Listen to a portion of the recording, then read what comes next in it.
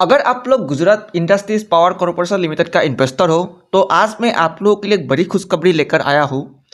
और खुशखबरी ऐसा है कि कंपनी को एक न्यू कॉन्ट्रैक्ट मिला है और कई दिनों से इसके कारण हम लोग को नॉन स्टॉप तेजी इस कंपनी में ऑलरेडी देखने को मिल रहा था।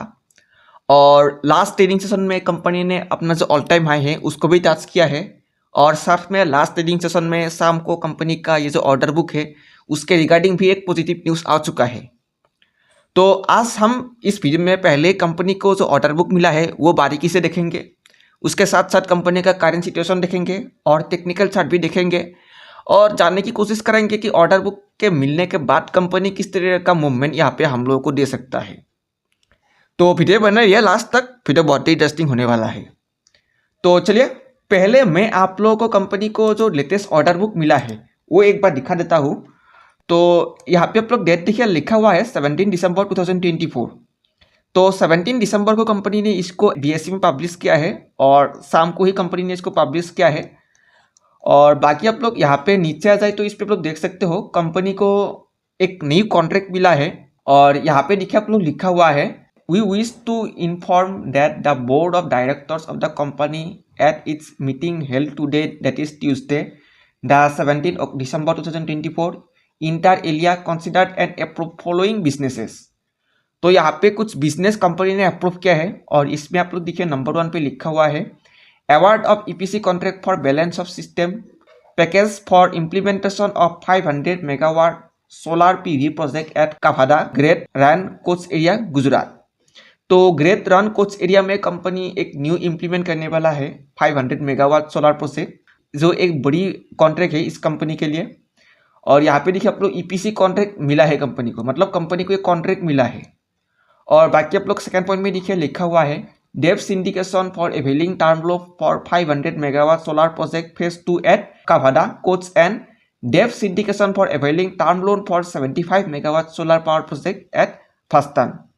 तो यहाँ पे कंपनी ने नॉट ओनली अपना जो कॉन्ट्रैक्ट है उसके ऊपर डिस्कशन किया है, उसके चलते कंपनी अपना जो डेप मैनेजमेंट है उसके भी ऊपर डिस्कशन किया है। और यहाँ पे कंपनी शायद अपना जो टारगेट है उसको पहुंचाने के लिए कुछ यहाँ पे डेप वगैरह भी ले सकता है, या तो फिर अपना जो लोन है उस लोन कैपेसिटी को भी थोड़ा इंक्रीज कर सकते हैं। लेकिन अभी तक क्लियरली कोई मेंशन हुआ नहीं है अभी तक।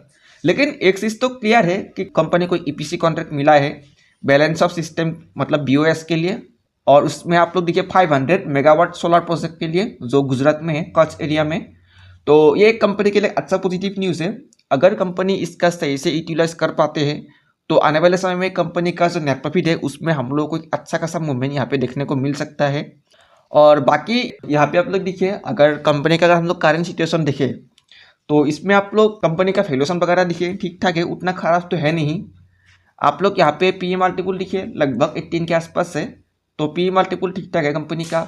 आरओसी देखिए थोड़ा सा कम है यहाँ पे। डेप देखिए आप लोग 696 करोड़ के आसपास है, तो यहाँ पे कंपनी का डेप भी अंडर कंट्रोल पे है।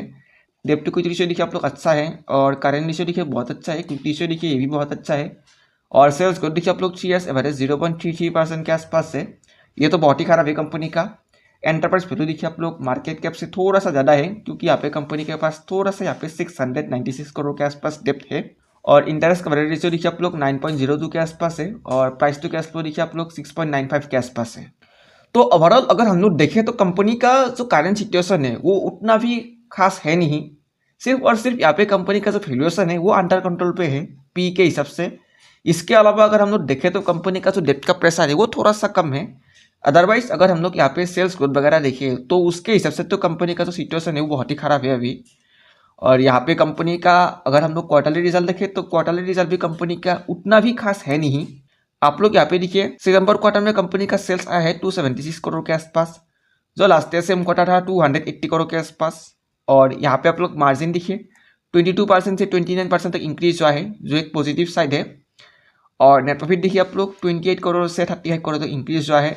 तो यहाँ पे अगर हम लोग ईयर बेसिस पे देखें तो कंपनी का जो सेल्स है उसमें हम लोगों को कोई इंप्रूवमेंट देखने को नहीं मिल रहा है, लेकिन सिर्फ और सिर्फ यहाँ पे कंपनी का जो मार्जिन है मार्जिन में हम लोगों को इंप्रूवमेंट देखने को मिला है। और बाकी आप लोग यहाँ पे जून क्वार्टर में देखिए लास्ट क्वार्टर कंपनी का सेल्स था 320 करोड़ के आसपास, और इसमें आप लोग मार्जिन देखिए 36% के आसपास था। तो यहाँ पे अगर हम लोग क्वार्टर ऑन क्वार्टर बेसिस पर देखें तो कंपनी का जो रिजल्ट है वो वीक आया है लास्ट क्वार्टर के मुकाबले। और वहीं पे अगर हम लोग ईयर बेसिस पे देखें तो कंपनी का जो रिजल्ट है सेल्स के बेसिस पे वो भी वीक आया है। सिर्फ और सिर्फ वहाँ पे जो मार्जिन है कंपनी का मार्जिन में इंप्रूवमेंट आया है। अदरवाइज अगर हम लोग अदर फैक्टर्स देखें तो कंपनी का जो रिजल्ट है वो उतना भी खास आया नहीं है। और यहाँ पे आप लोग बाकी प्रोमोटर का होल्डिंग देखिए 55.43% के आसपास है। और यहाँ पे आप लोग एफआई का होल्डिंग देखिए 4.67% से 4.49% तक डिक्रीज हुआ है। और डीआई का होल्डिंग देखिए आप लोग 5.86% से 6.27% तक इंक्रीज हुआ है। तो यहाँ पे कंपनी में डीआई का होल्डिंग भी इंक्रीज हुआ है। और गवर्नमेंट का होल्डिंग देखिए आप लोग 6.74% से 6.74% तक एज इट इज़ है। तो इस कंपनी में गवर्नमेंट का भी होल्डिंग है। और पब्लिक का होल्डिंग देखिए आप लोग 26.4% से 26.16% तक डिक्रीज हुआ है। तो ओवरऑल अगर हम लोग देखें तो इस कंपनी में एफआईआर डीआई और गवर्नमेंट का भी होल्डिंग है। और यहाँ पे एफआई का जो होल्डिंग है उसमें थोड़ा सा डिक्लाइन हम लोग को देखने को मिला है। लेकिन जो डीआई का होल्डिंग है उसमें हम लोगों को इंक्रीज देखने को मिला है। और गवर्नमेंट का होल्डिंग होना इस कंपनी में एक अच्छा पॉजिटिव साइन माना जाते हैं। और बाकी चलिए अभी मैं आप लोगों को एक बार कंपनी का जो करेंट टेक्निकल चार्ट है वो एक बार दिखा देता हूँ। तो यहाँ पे अगर हम लोग टेक्निकल चार्ट में देखें तो यहाँ पे आप लोग देख सकते हो कंपनी का अगर हम लोग करेंटली देखें जो अपना जो मेजर रेजिस्टेंट एरिया है उसी के आसपास ट्रेड कर रहा है। अगर हम लोग यहाँ पे कंपनी का मेजर रेजिस्टेंट एरिया देखें तो ये लगभग 267 रुपीज़ के आसपास है, जो कंपनी का एक ऑल टाइम हाई भी है।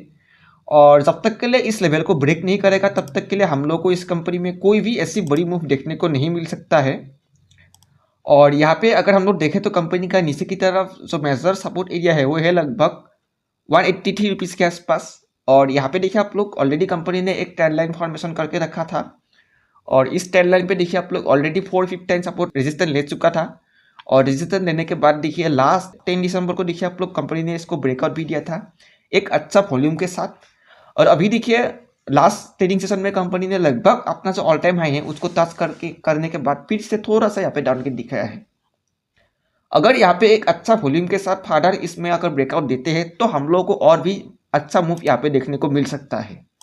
और अगर हम लोग सिचुएशन देखें करंट सिचुएशन के हिसाब से जो तो यहाँ पे जो सिनेरियो है वो थोड़ा सा फेवरेबल है, क्योंकि कंपनी का जो न्यूज़ है वो अच्छा निकल के आ रहा है। कंपनी का जो मैनेजमेंट है वो लगातार एक के बाद एक पब्लिकेशन कर रहा है कंपनी के ऑर्डर बुक के रिगार्डिंग, और जिसके कारण हम लोग को पहले ही इस कंपनी में एक अच्छा खासा तेजी देखने को मिल गया है। तो यही थी मेरे इस कंपनी का एनालिसिस। कैसे लगे आप लोग को वीडियो? अगर आप लोग को वीडियो देखकर अच्छी लगी तो लाइक शेयर सब्सक्राइब कीजिएगा एंड अपने फ्रेंड्स के साथ भी शेयर कीजिएगा।